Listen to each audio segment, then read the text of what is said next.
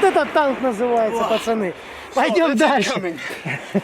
Пойдем дальше отсюда. I'm Patrick Lancaster, and right now we are on the Kamenka Avdiivka front with pro-Russian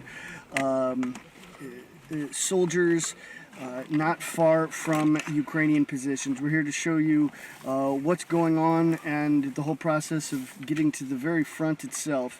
As you can hear, there's a little artillery battle going on right now, but we're down in the trenches here in safety, and we're gonna talk to one of the soldiers here and see what we can expect here soon, and what the situation here is on the front near Donetsk and Avdiivka. So, можно сказать, где мы находимся сейчас? Нельзя. Это... Ну, принципиальный. Нет, это, да, это принципиально, потому что это позиции, это тактические, это нельзя. Ага, ага. Ну, приблизительно там этот, маску одень, братан. Это приблизительно можно сказать, но нельзя никак сказать, что где, как и что. Ага, правильно я сказал, Каменка Авдіївка недалеко, да? Да, Каменка, Авдіївка, да, потому что если ты сейчас скажешь прилететь сюда, 80-е мы не выживем. Ага, понял. Не приведи Господь. Ага, и принципиально, как далеко украинские позиции сейчас? Если мы сейчас скажем, какое расстояние, и тебя слышит, например, или прощелкивает то прилетит то же самое. Я понимаю, но они 500 метров, 2 километра, 3 километра? Ну, около километра точно. Ага, понял. И что мы будем делать сейчас? Что будет дальше? Что будет дальше? Будем развивать, пытаться отвоевать донецкие земли. И мы бы не отвоевывали. Просто взяли бы, ушли, оставили нам, России, то, что Донецкой области принадлежит. И все, война бы закончилась. Они же не хотят этого делать. Можно представить себя. Как? Представить. Представьтесь, пожалуйста. Николай Маныч, с России, доброволец, еще с лета. Ну, как бы с 15-го года сперва был здесь. В Луганской области, в Донецкой области добровольцем уходил. Потом в 17-м году уехал обратно в Россию. В России жил, пока здесь не было понятно, как они, Украина, отдаст, не отдаст землю. Получилось так, что к власти пришел человек, который просто нацистами, которые вот правый сектор, нацисты, Азов, Айдар, Днепр, он, ну как, им подчиняется больше. Сейчас снова вернулся после 23 февраля, после спецоперации. Пришлось, как бы, подготовил детей к школе в этом году. У меня 3 детей, 3 пацанов, которые школьный возраст. Помощь есть, свою помощь. И потом вернулся сюда обратно. Уже в этом году, летом, вернулся сюда обратно так же воевать, как и наши отцы, дедушки и бабушки. Воевали с немцами, так и мы с немцами. Потому что по-человечески их никак не назовешь. Иначе они поступают, и их поступки до такой степени мерзкие, что там невозможно даже придумать. И как вы думал за обстановку? Несколько дней назад Красный Лимон был, Украина берет это, они контролируют Красный Лимон. Что вы думал будет дальше за общую обстановку? Знаете, я вам скажу так. В Россию приходил, англосаксы приходили в Россию, немцы приходили в Россию, еще рыцарями, и французы приходили, и австрийцы приходили, и поляки приходили, и Россия все равно осталась Россией. Вот я как скажу так, это как бы это моя гордость, потому что это мои прадеды, деды, это все. Мы не завоевываем ничьи земли. Мы хотим, чтобы оставили нас в покое и оставили нам наши земли. Вот и все. Мы ни на более, ни на менее как бы не согласны. Translate. all of the West, the United States, Europe, they all say that Russia is the invader here, trying to take Ukrainian land. Западные СМИ все говорят о том, что Россия вторглась сюда, чтобы забрать украинскую землю. Дело в том, что когда мои дедушка и бабушка воевали с немцами, да, бабушка у меня воевала в партизанском отряде в Белоруссии, дедушка у меня почти дошел до Германии, ну, был это, потерял ногу, его это официально ну, как госпитализировали и уволили с армии. Так вот, раньше, я не знаю, как это понять, земля, потому что Украина, как таковой, страны такой не было. Ни при Руси, ни... Я дело в том, что учился хорошо в школе. И вы знаете, что в 90-е годы, 80-е годы у нас школа и ну, школьное образование было намного серьезнее, чем сейчас даже. У нас ЕГЭ не было, у нас были все серьезно. По истории я хорошо имел отметки, понимаете? И вот у нас никогда в жизни не было Украины как границы. У нас не знали, что такое государство. Вот это вот Донецкая область, это была Ростовская область, вот Донецкая область. Это именно шахтерские районы нашей Ростовской области. Воронежская область, это уже земледельство. Туда это дальше. Это Луганская область, за Луганской областью, это Чертковский район, Меловое, вот это вот. Это были воронежские земли. Понимаете, как таково, даже если посмотреть на историю Украины, у них границ нет. У них это не государство, у них раньше не было границ.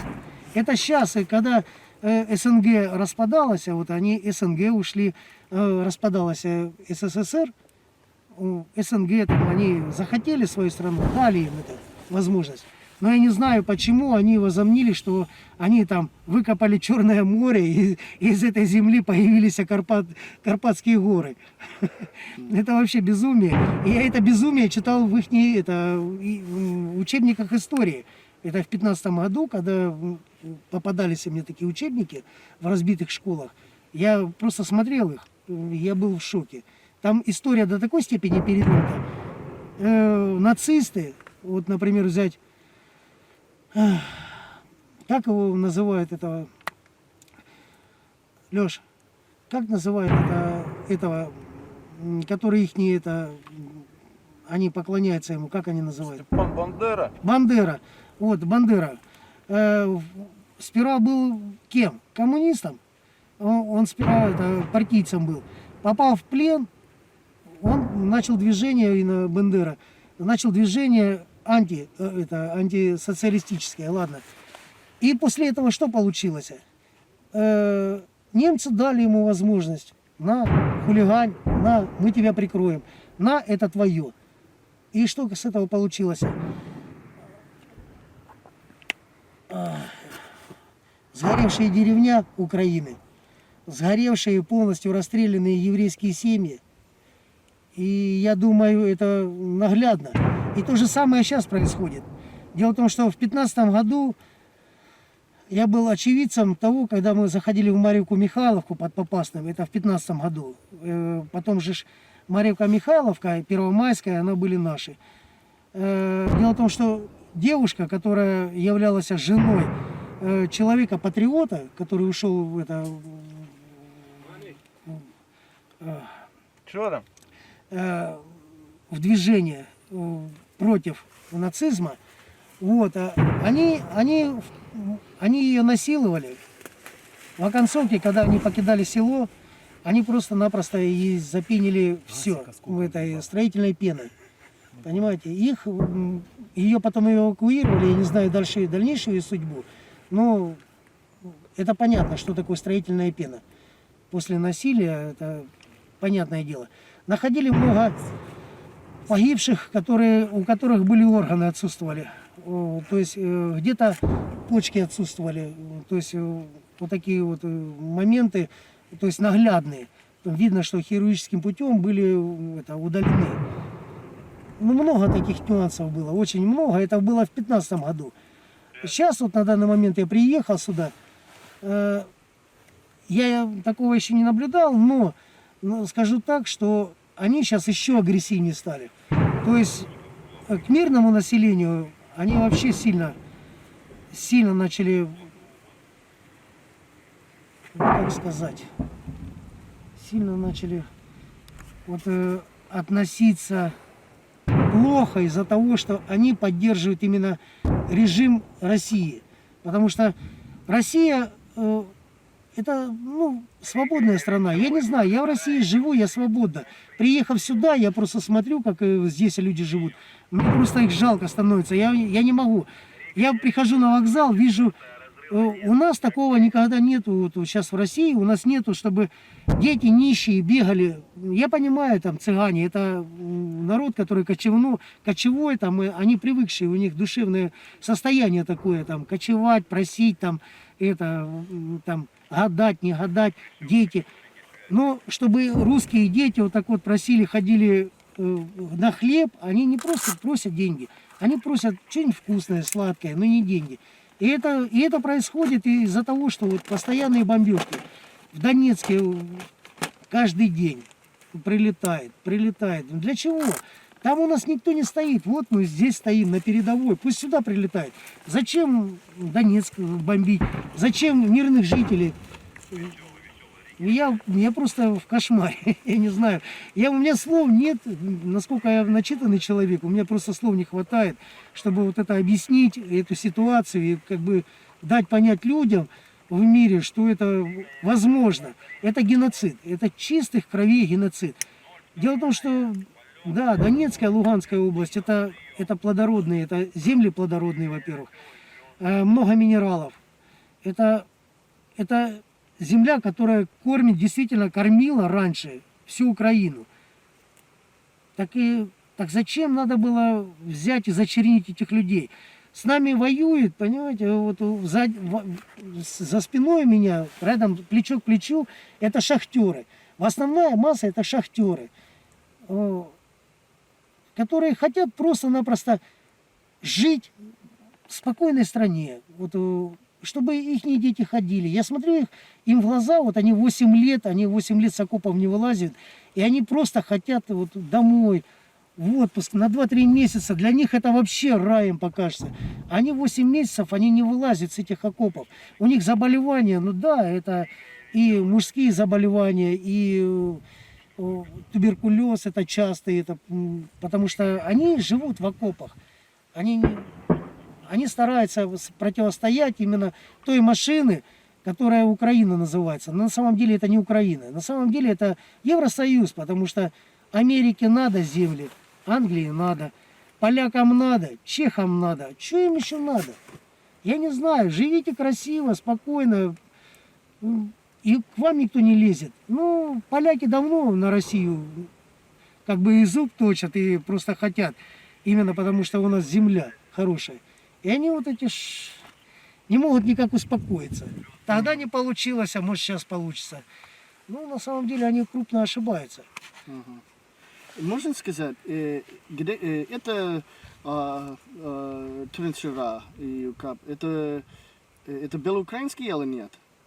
Мы сейчас находимся в украинском окопе, правильно? Или, то Или есть... нет? Это бывшие позиции Украины. Ага. Украинских военных, да. Можно сказать, примерно когда? Как долго это контролирует вопрос?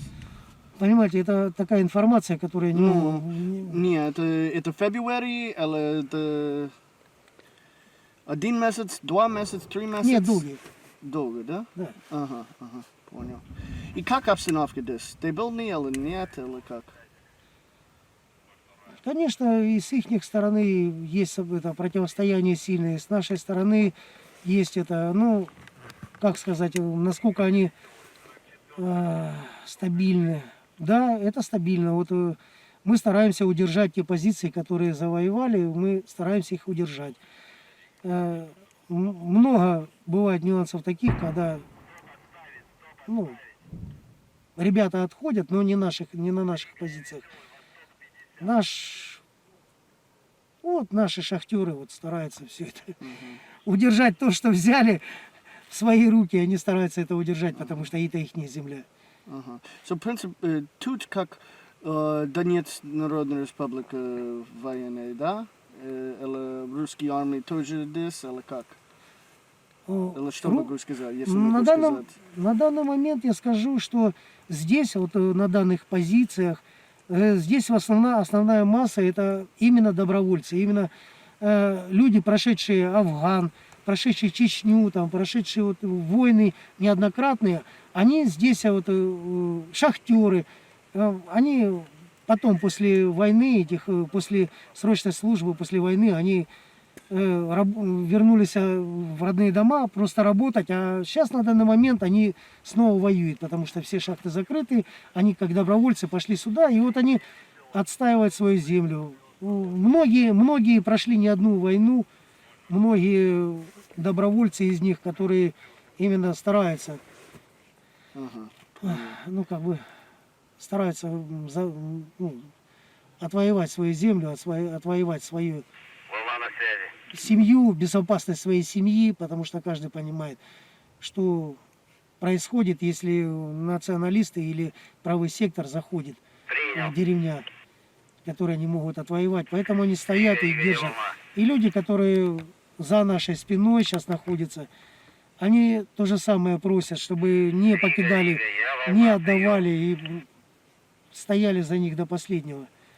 И они понимают это и поддерживают нас. Well, you see little bits of some opinions from the other side because information needs to be seen on both sides. So we're going to see what happens next. If we go forward, go back, we'll have to see how this day plays out. But you can hear the artillery battle above us. Doesn't seem to be landing too close, thank goodness. But make sure you like this video, share it across all social media, comment below how we can improve. And remember, we're independent crowdfunded journalists. You can support our work with the link on the screen or in the description.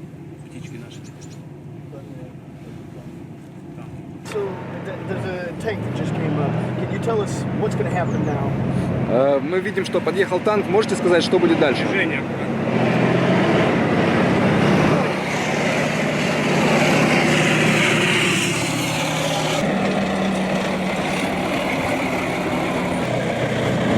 Вот они наши. Можем сказать, что они будут сделать сейчас? Закрывайте уши. Мы хотим просто забрать то, что у нас отняли. Жизнь, спокойствие наших детей.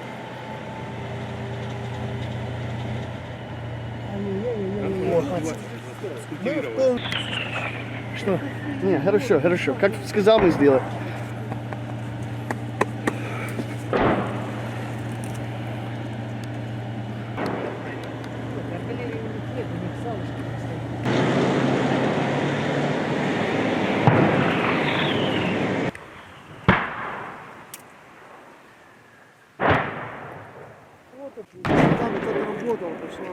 Прилет сейчас бывает. Okay, and what we're seeing with the tanks is they, two of them went forward. They're taking turns. One's going a bit farther, firing on Ukrainian positions, and then the other one wait and then moves forward when the first one comes back. And we're down here in the trenches right now, waiting for a response, as we're told might happen, and then we're going to go back into the bunker here in a second. Possibly. We have to see how this plays out. Вот, пожалуйста, снимайте добровольцев.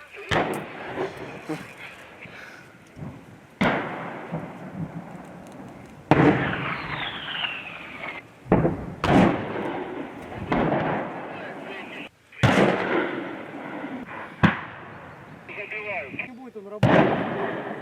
Там и некогда сейчас будет работать.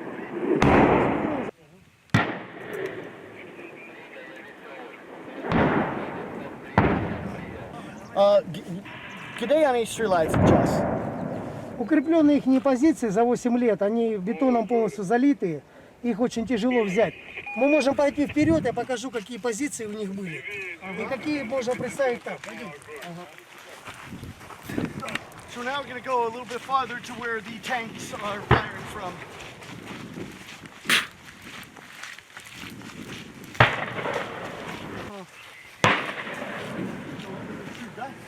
Вот такие вот. Нет, мы сейчас уйдем отсюда, потому что здесь очень опасно. All right, now there's another tank that's coming back, finishing its firing just up ahead.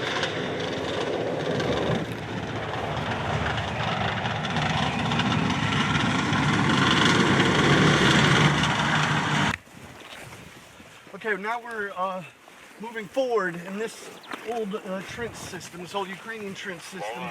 Get a little closer to where the tanks and equipment are firing on Ukrainian positions.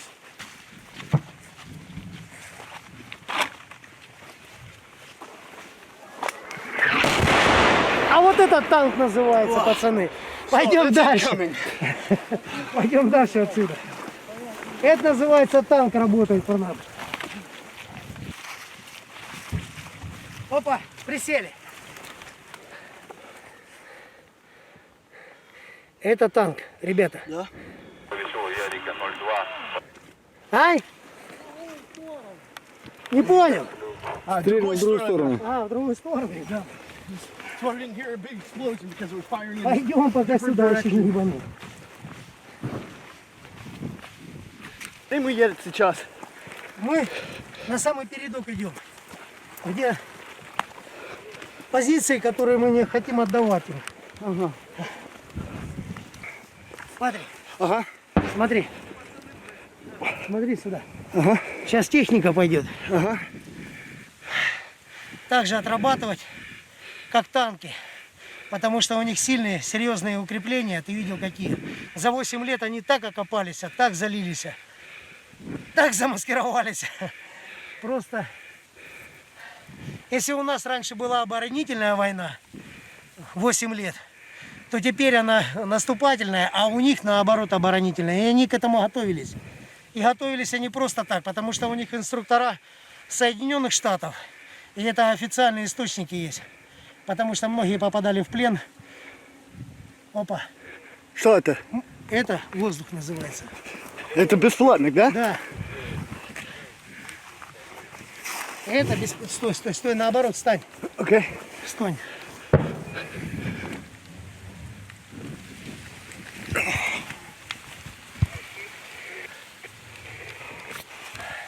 Если у нас раньше была оборонительная война, теперь у нас наступательная, а у них оборонительная. И они к этому сильно подготовились. И НАТО не хочет, я не знаю, спокойствия в нашей России. Они не хотят этого. Так, сейчас я узнаю, это может наша птичка.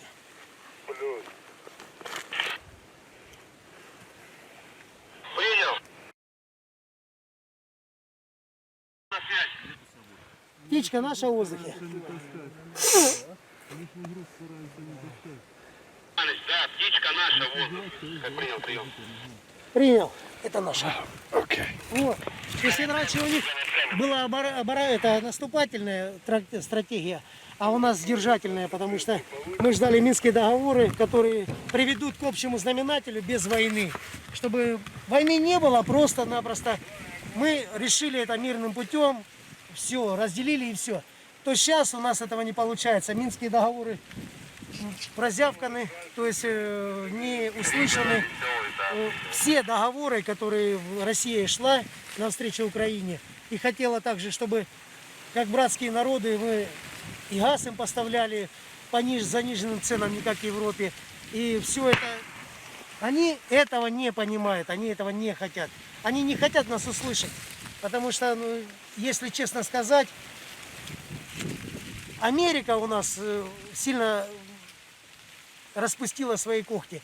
Если в Америке, на континенте Америки, последняя война была революция, когда революция была, южане, северяне, Да. это единственная война, которая и последняя была, это революция, в 1800 каком-то году, правильно? Вот, то они не хотят у себя на континенте, постоянно развязывают где-то. Вот на данный момент они считают, что Россия это претендент на всемирие. Нет. Мы, русские, мы не хотим чужого. Мы не отдаем свое. Мы не хотим, чтобы у нас отобрали наше. Это наша земля, это наша мать, это вот мы ее Она нас кормит, она нас одевает, обувает. Мы с нее вышли, мы в нее и придем. И это наша земля. И мы не хотим ее отдавать никому. Понял. Они, вот видишь, они просто-напросто, большинство из них, это правые секторы, это те люди, которые уголовники, и уголовники с такими статьями, как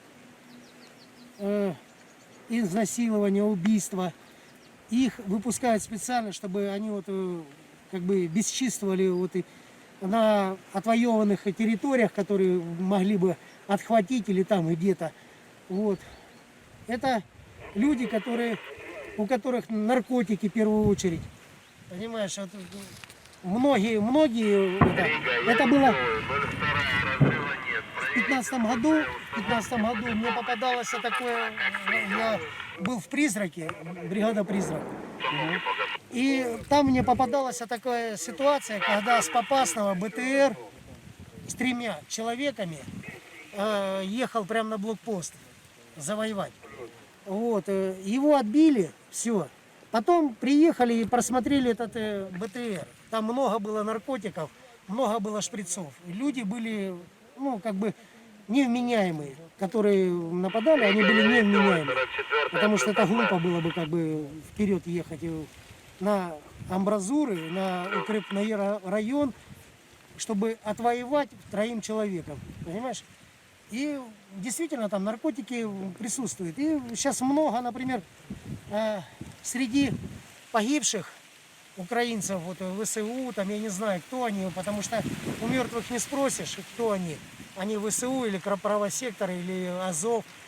Нашивки кто-то снимает специально, нашивки не держит при себе. Вот. Но у многих есть следы от уколов в вены. Понимаешь? Я не знаю, может это экспериментально или нет. Здесь частенько со стороны Авдеевки взрываются большие эти флаконы в воздухе, облака образуя. Когда ветер на нас идет, опа. Нет, это в другую сторону. Но это не наши в любом случае. Это многие образуются облака и идут в нашу сторону. Потом люди начинают сильно болеть. И заболевания там не просто такие, это там кашель, это сильные диарические, это с животом, с желудком, с кишечником. Именно вот такие вот. Температура сильная, кашли сильные. Просто-напросто до этого, если этого не было, мы нормально себя чувствовали. После того, как начали вот эти взрывы над нашими головами, вот над нашими позициями, начали взрывы такие происходить, у нас многие попадали в госпиталь в тяжелом состоянии, с высокой температурой. Не, это не наше.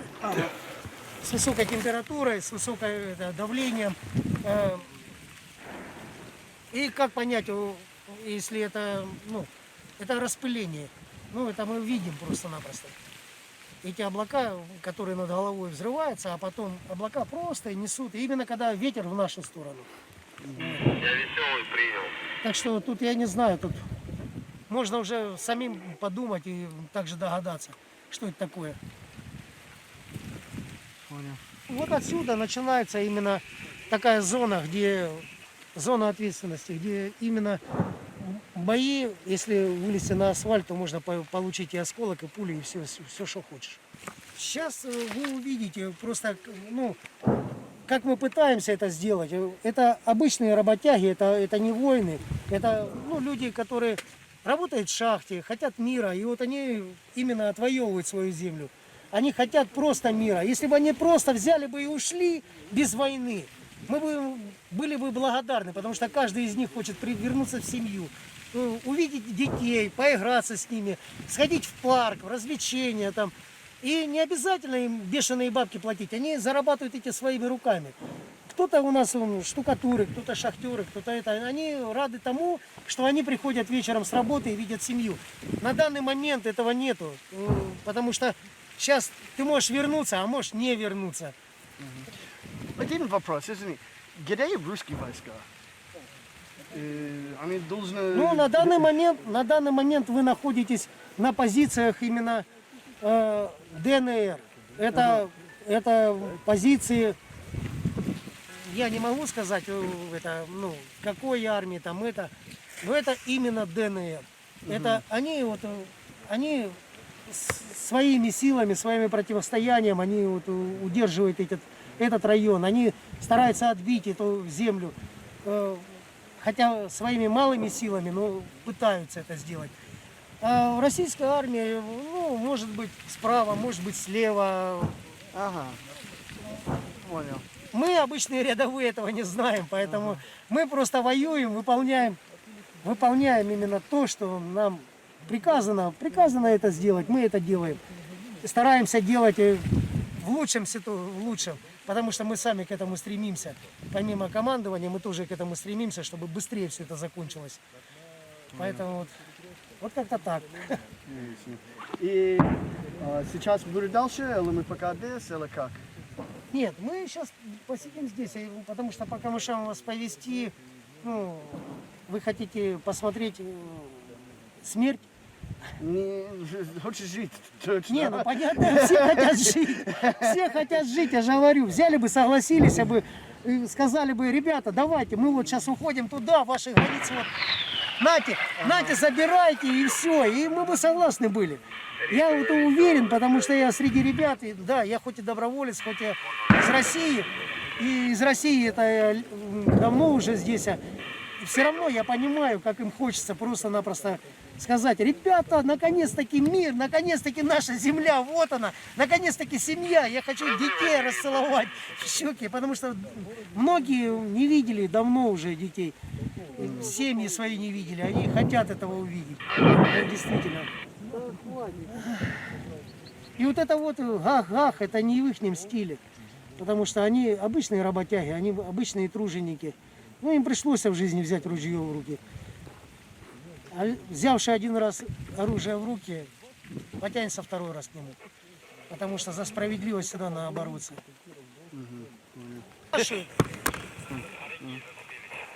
Его спрашивают, например, а с кем мы воюем? А он говорит, посмотри в зеркало, и ты поймешь, с кем ты воюешь. Они такие же русские, просто у них мозги промытые. Кто-то деньгами спонсирует, кто-то наркотиками спонсирует.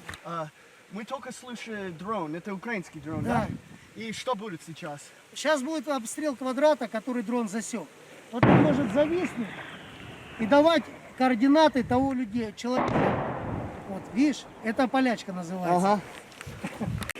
И начинается обстрел квадрата того, где нас засекли. Птица ихняя, дрон.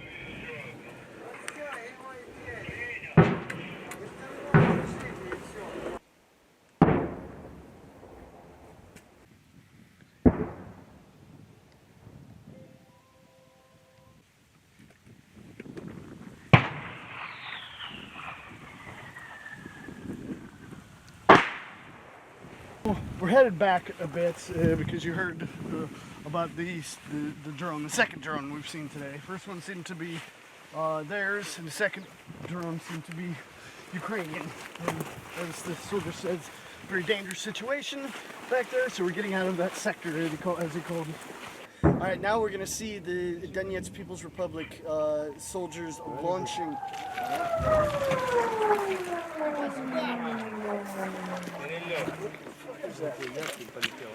Launching a drone. I'm not sure exactly. That was an big artillery shell ripping through the air above us and hitting territory behind us. It was launched from Ukrainian territory and went there. It seemed very low, very loud, just ripping through the air. But now we're going to see Donetsk People's Republic soldiers launching a drone. Да, поднялись.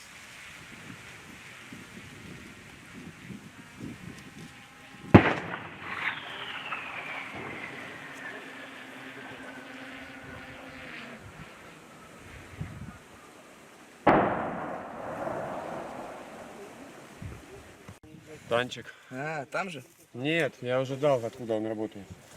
Да, разрыв.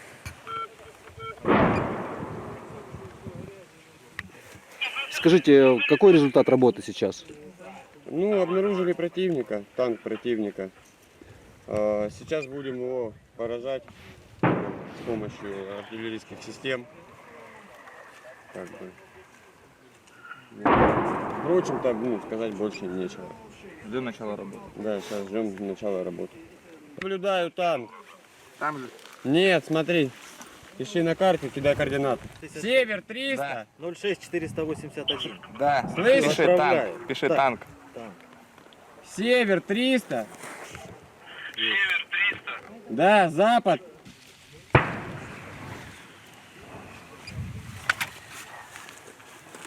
Что нас он сбросил?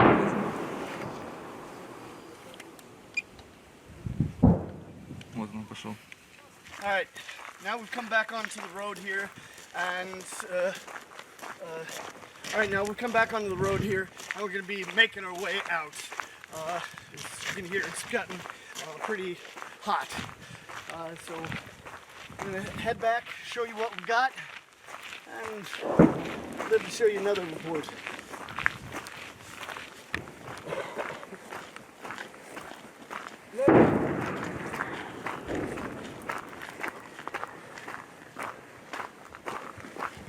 Смотри.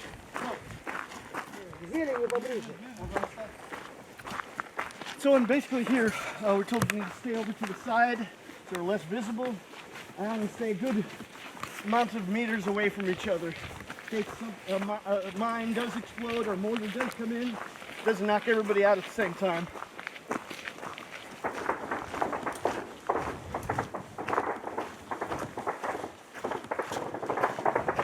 So we can hear the active live fire as well as the tank and artillery battle going on.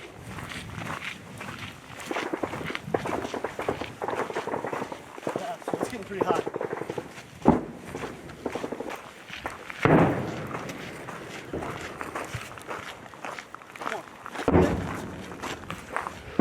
На, один.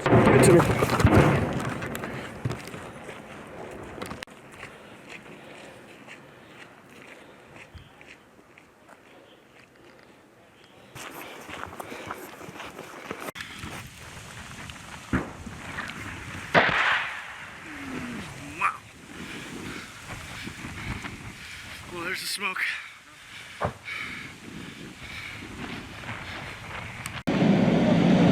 We can see these tanks going in to fire on the Ukrainian positions right now.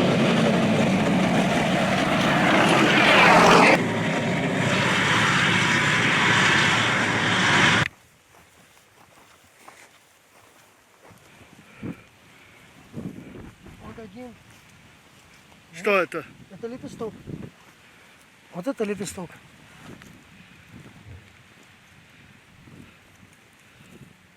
Это мина, да? Да, это мина, которая ногу отрывает.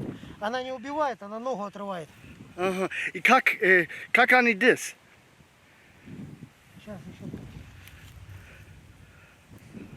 Аккуратно идем. Это такого цвета, еще зеленого цвета. Маныч, ты видел этот лепесток, возле которого я стою? Одно крыло с земли торчит, блядь. Да ты что? Вот, смотри, иди. Иди туда вон. Вон еще один там лепесток, вон еще один. Где мы только был, да? Да, только что прошли. Просто аккуратно надо идти. Как кассета летела. Вот там, смотри, еще один, который провтыкали. It was fucking before ours. Ага, where is it? Где это? Вот. Видишь? Перерыв. Нашли? Вот он, вот он. Во. Ага. Что это? Конечно, это лепесток. Это кассетные ракеты раскидывают лепестки, которые не убивают, а именно калечат людей. То есть отрывает именно конечности по те места, которые зашнурованы. Ну, то есть берцы, обычно это ботинки. Именно вот калеча. Это как украинцы уже сделать на центр города Донецк много Да, раз, да, да. Ага. Люди Донецка собирали их бутылками аккуратно и слаживали в кучи. Ага. То есть убирали улицы их. Yeah, that's the first time I've seen these. We see two of them here, two Вот мы different мимо- types of mines that are little bitty ones, like you see. They're inside rockets, as I said. They just break up in the air and fall across here. In this case, they're here on the front, but in Donetsk, it's been a lot as well. So, I mean, this says one thing. Ukraine says, oh, they don't fire these, they don't use these. Well, these were obviously fired on these positions by Ukraine. And they look the same as the ones that Ukraine fired on the center of Donetsk. Что еще можно сказать? Вот вы видите, насколько они маскируются, что мы, пройдя сюда, мы сразу не заметили, именно где ступая. А рядом с ней прошли туда и теперь обратно идем. Вот. Well, I think it's time to wrap this report up. We need to get out of here. We've shown you a wide range of different things. Please like this video, subscribe if you're new, comment below what you think of this report and the situation and how we can improve for you, because you're our bosses, you're the ones that we work for, because we're totally independent, crowdfunded, so you can support our work with the link on the screen or in the description. We're out.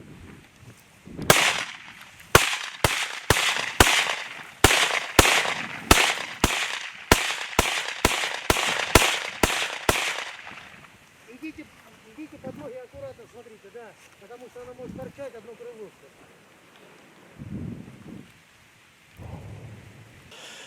So that was him detonating that, or attempting to detonate that small mine that's in the middle of the path here. So now we're literally walking through a minefield right now.